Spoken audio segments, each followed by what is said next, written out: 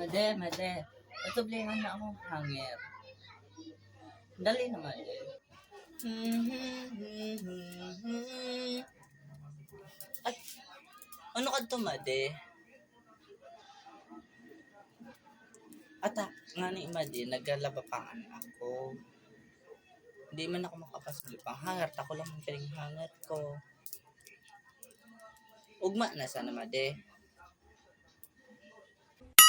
Sana all. Ayaw mo, Made. Sus, si Made nga na sana ka ng pasubli.